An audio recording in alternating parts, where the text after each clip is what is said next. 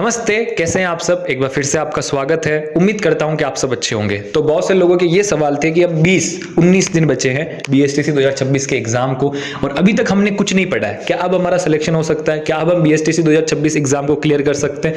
तो देखो, आप क्लियर कर सकते हो, चांस बनता है, क्योंकि 100 में से 5 तो ऐसे होते ही हैं जो बिल्कुल नहीं पढ़ते हैं या एंड में पढ़ते हैं और फिर उनका क्या हो जाता है। 100 में से 5 लोग ऐसे होते ही हैं। और ये कैसे होता है कि जैसे अभी देखो, नॉर्मलाइजेशन भी होगा। अभी क्या होगा? नॉर्मलाइजेशन होगा बीएसटीसी में। तो नॉर्मलाइजेशन आपके पक्ष में हो जाए। नॉर्मलाइजेशन में 20 या 30 नंबर बढ़ते हैं, तो 20-30 नंबर तो बहुत ज्यादा होते हैं। नॉर्मलाइजेशन हो जाए जिससे आपके 20-30 नंबर बढ़ जाए, या कोई आप जिस पे पढ़ के जाओ उससे ही आ जाए, ठीक है। और नेगेटिव मार्किंग है ही नहीं, सारे क्वेश्चन अटेम्प्ट करने हैं, तो वहां पे जो है आपके जो है कुछ क्वेश्चंस जो है, कुछ तुक्के जो है वो सही लग जाए, कुछ तुक्के जो है वो सही लग जाए। तो ऐसे कुछ भी हो सकता है। तो चांस बनता है, बहुत कम चांस है लेकिन चांस बनता है। ऐसा नहीं है कि बिल्कुल चांस नहीं है। तो यहां पर मैं आपको बताने वाला हूं, अगर आपने अभी तक कुछ नहीं पढ़ा है तो भी आप देखना, अगर आपने थोड़ा बहुत पढ़ लिया है तो भी आप देखना, और अपने हिसाब से आप स्ट्रेटेजी बनाना। मैं आपको कुछ चीजें बताऊंगा। और हाँ, चांस है। और अगर आप अभी से भी तैयारी कर रहे हो तो सीरियस हो जाओ। 20 दिन भी बहुत बड़ी बात होती है, इसलिए पूरा जितना जोर है उतना लगा दो। अगर नहीं होगा तो नेक्स्ट बार काम आएगा। और अब से ये बात ध्यान रखना कि किसी भी एग्जाम की आप तैयारी कर रहे हो या किसी भी चीज की आप तैयारी कर रहे हो तो 100% दो, क्योंकि हर एक चीज में कंपटीशन बहुत ज्यादा है। इसलिए आपको पूरा तैयार रहना चाहिए, पूरा एकदम परफेक्ट रहना चाहिए, ये मैं कहना चाहूंगा। तो सबसे पहले आपको क्या करना है कि पुराने 10 साल के पेपर देख लेने। पुराने 10 साल के आपको पेपर देख लेने हैं। ये पेपर आपको टेलीग्राम चैनल की लिंक है डिस्क्रिप्शन में, वहां पे भी मिल जाएंगे। और पुराने 10 साल के पेपर से क्या होगा कि आपको एक तो पता लगेगा कि सिलेबस क्या है, ठीक है। और जो है रीजनिंग और टीचिंग एप्टीट्यूड में जो होते हैं बहुत सारे क्वेश्चन जो है हर साल रिपीट होते रहते हैं, तो वहां से भी आपकी थोड़ी हेल्प हो जाएगी। ज्यादा नहीं होते, थोड़े बहुत होते हैं, लेकिन हेल्प हो जाएगी। तो यहाँ पर सबसे पहले आपको ये करना है, पुराने 10 साल के पेपर देखने हैं। और इसके बाद में आपको क्या करना है कि ये जो दो है ना, रीजनिंग टीचिंग एप्टीट्यूड, ये जो 2 पोर्शन है, सबसे पहले आपको पता ही होगा कि जो है ना 50 क्वेश्चन इसमें से आते, 50 इसमें से आते, 50 इसमें से आते, 50 इसमें से आते, चारों में से 50-50 आते, 150 नंबर का चारों का अलग अलग होता है। तो यहां पर क्या है कि टीचिंग एप्टीट्यूड और रीजनिंग, ये दोनों चीजें ऐसी है कि आप इनको 10 दिन में अच्छे से कंप्लीट कर सकते हो। 10 दिन में अच्छे से कंप्लीट कर सकते हो। यहाँ पे टॉपिक भी जो है वो लिमिटेड है। जीके में तो कहीं से भी आ सकता है, यहाँ पे भी थोड़ा आपको जोर लगाना पड़ता है। हिंदी में जैसे संधि समास से समझना पड़ता है। तो यहाँ पे क्या है ना कि रीजनिंग में बहुत कम टॉपिक है और टीचिंग एप्टीट्यूड में बहुत कम टॉपिक है, तो आप यहाँ पे कवर कर सकते हो। और 50-50 मतलब 100, और 100 इंटू 300 नंबर जो है आप इजीली ला सकते हो। इजीली से मेरा मतलब ये है कि इनके मुकाबले आप इजीली ला सकते हो। अब मैं 300 नंबर की कह रहा हूं, मतलब 50 के 50 सही करने की कह रहा हूं, लेकिन यहाँ पे 48-49 क्वेश्चन आप सही कर सकते हो। तो यहाँ पे आपको क्या करना है, सबसे पहले कि रीजनिंग और टीचिंग एप्टीट्यूड, इन दोनों में जितने भी टॉपिक्स हैं उन टॉपिक्स को अच्छे से समझ लेना है, ठीक है ना। चाहे तो आप इंटरनेट की सहायता ले लो, यूट्यूब की सहायता ले लो, लेकिन अच्छे से समझना है। अच्छे से समझने के बाद में दोनों के जितने हो सके उतने क्वेश्चंस देखने, जितने हो सके उतने क्वेश्चंस देखने, क्योंकि रीजनिंग में अगर आप टॉपिक समझ लोगे, क्वेश्चंस देखते रहोगे, आपकी प्रैक्टिस होती रहेगी। क्वेश्चंस भी आपको क्या है, टेलीग्राम चैनल की लिंक है डिस्क्रिप्शन में, वहां पे मिल जाएंगे पिछले साल के, वही यूजफुल आ जाएंगे इन दोनों में।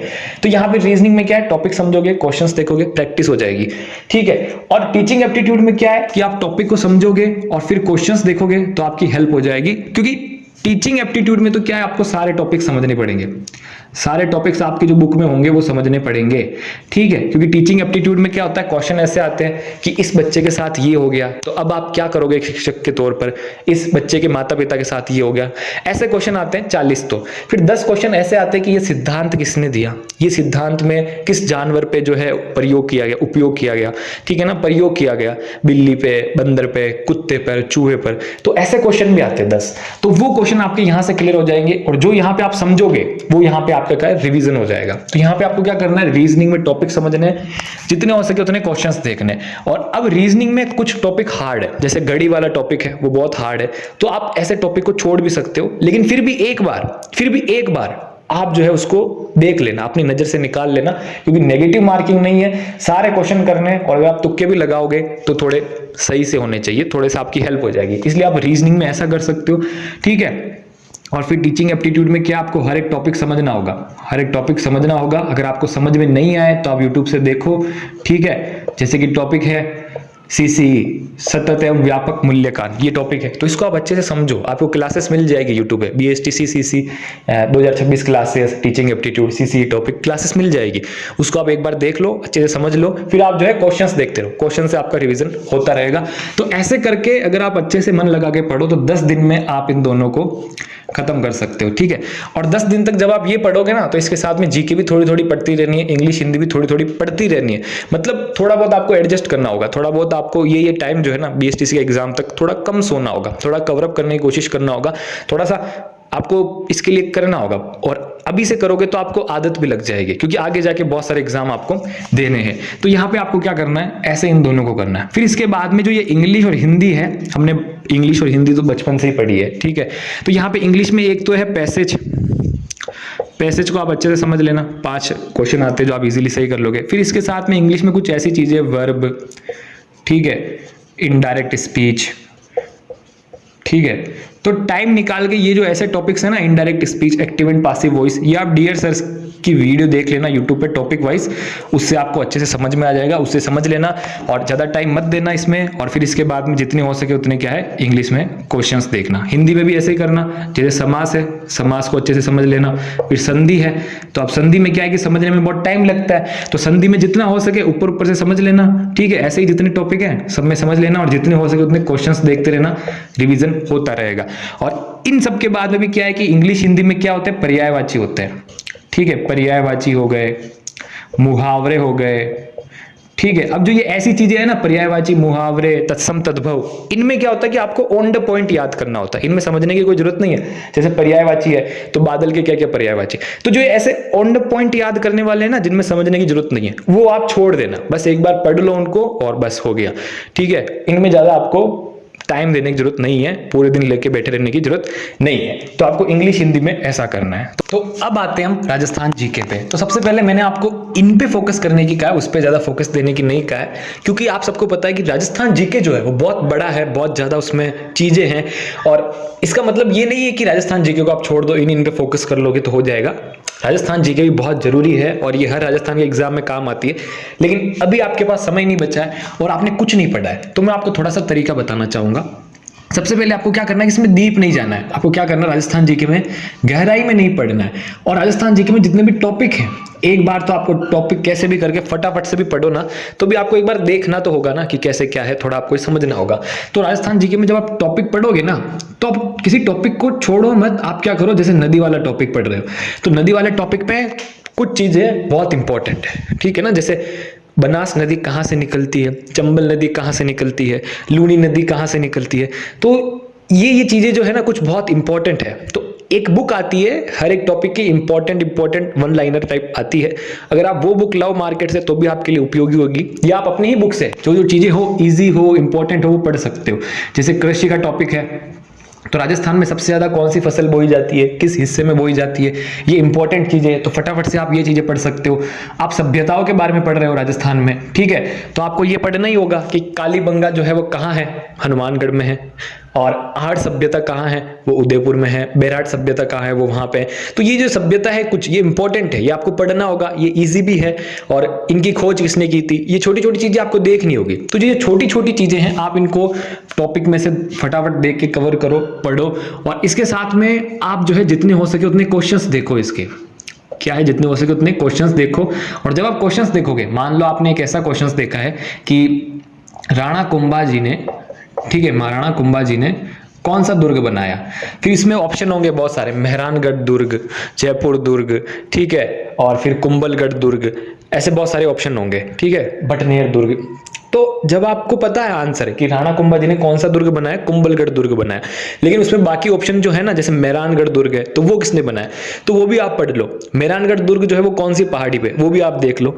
ऐसी छोटी मोटी चीजें आपको देखनी होगी। तो यहाँ पे मेरे कहने का मतलब ये है कि अगर आपने अभी तक कुछ नहीं पढ़ा, अंतिम दिनों में, लास्ट के डेज में हो, तो आपको इन तीनों में फोकस करना चाहिए, ठीक है, और इसमें जितना हो सके उतना आपको कवर करने की कोशिश करनी चाहिए, जितना आप सब लपेट सकते हो उतना आपको लपेटना चाहिए, क्योंकि ये बहुत बड़ी चीज़ है और अभी तक आपने कुछ नहीं पढ़ा है, तो अब ये पढ़ना थोड़ा मुश्किल हो जाएगा। और मैं ये नहीं चाहता कि इसके चक्कर में आपका ये छूट जाए, क्योंकि आप अगर 20 दिन भी लगातार इसमें पढ़ोगे ना, तो ऐसा गारंटी नहीं है कि 50 में से आप 45 सही कर पाओगे। लेकिन यहाँ पे आप 50 में से 45 सही कर पाओगे, यहाँ भी आप 50 में से 45 सही कर पाओगे, यहाँ में भी 50 से 40 सही कर पाओगे, अगर आपने अच्छे से इसको दे दिया। और आप इसको टाइम दे भी सकते हो, अच्छे से कर भी सकते हो, ठीक है ना। इंग्लिश हिंदी भी हम बचपन में थोड़ी थोड़ी पढ़ते हैं। टीचिंग एप्टीट्यूड में मैंने आपको बता दिया है कि टॉपिक समझना है, वो करना है। तो मैं आपको ये कहना चाहता हूं कि लास्ट के दिनों में आपको ये करना है कि रीजनिंग और टीचिंग एप्टीट्यूड को अच्छे से कर लेना। 10 दिन में आप अच्छे से कर सकते हो, ठीक है। और जब आप 10 दिन तक ये पढ़ोगे तो साथ साथ में ये दोनों भी पढ़ते ही रहना, थोड़ा थोड़ा थोड़ा थोड़ा। फिर आप इंग्लिश हिंदी को भी कंप्लीट कर सकते हो। फिर आप जीके पे जितना हो सके उतना आप इसको लपेटो, जितना हो सके उतने आप क्वेश्चंस देखो, जैसे तैसे जितना हो सके खींच खिंचा के जग जुगा के इसको कंप्लीट करने की कोशिश करो। फिर भी रह जाए तो इतना स्ट्रेस लेने की जरूरत नहीं है, लेकिन जितना हो सके उतना आप करो। और फिर उसके बाद में हम आपको छोटी मोटी चीजें बता देता हूं कि अब आप नोट्स बनाने मत बैठना, ठीक है ना। अब आप नोट्स बनाने का टाइम आपके पास बिल्कुल नहीं है।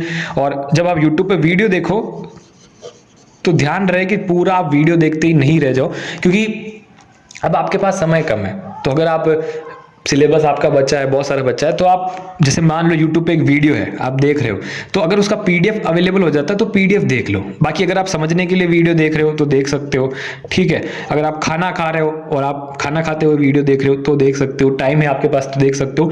लेकिन जितनी कोशिश हो सके तो पीडीएफ मिल जाए उसका, तो पीडीएफ में से फटाफट देख सकते हो, टाइम बचेगा। या 2x पे देख सकते हो, ये आपके ऊपर है, आपको अपनी स्ट्रेटेजी बनानी होगी। क्योंकि अब ऐसा है कि पूरा आप लक के ऊपर गेम है, ठीक है ना। और लक के साथ साथ में मेहनत का भी गेम है। मतलब मेहनत अब आपके हाथ में है ही है कि आपको करना ही है। और अगर आपका लग गया तीर निशाने पे तो लग गया, और नहीं भी लग सकता है। अब ये किसी को नहीं पता है कि लगेगा नहीं लगेगा, इसलिए आप पूरी तैयारी करके जाए, क्योंकि अगर लग गया तो आपका 1 साल बच जाएगा, ठीक है ना। और पढ़ोगे तो आगे काम भी आएगा, मैं यही कहना चाहता हूँ। और बस आज के लिए बस इतना ही, मिलते हैं नेक्स्ट वीडियो में। Best of luck. और अगर आपका और कोई डाउट हो तो कमेंट बॉक्स में जरूर पूछ लेना।